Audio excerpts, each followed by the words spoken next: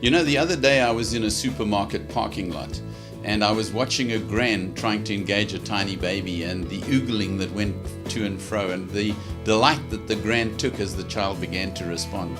Then I was thinking of those times when you're at a kiddies party and there's a multitude of children outside and one begins to cry and the correct parent just gets up and walks out.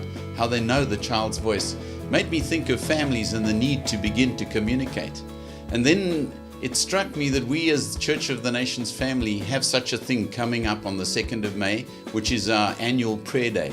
And it's wonderful as we began to reflect early on as the children of Israel cried out at the river Hava. And they cried out to God after a proclaimed fast, that they said that we might humble ourselves before God and seek from Him a safe journey for us, for our children, and our possessions. We're going to do such a thing. We're going to ask God to protect our well-being of our households and those places where we work. And so we will see on that particular day, on the 2nd of May, as those members of our family in New Zealand and Australia, right up into Cambodia and Japan and Singapore and across to India and Sri Lanka, as they begin to clear the conduit of their Holy Spirit in the airwaves and begin to cover the earth with the prayer of the Lord.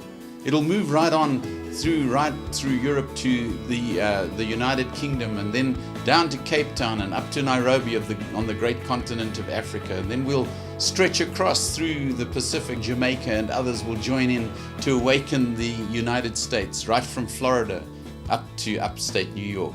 It'll be wonderful as we throw that blanket of prayer.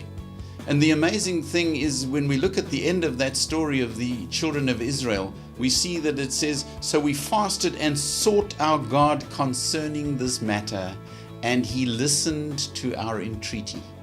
We trust that God will listen to our entreaty as a family as we reach out to Him. So remember the day, it's the 2nd of May.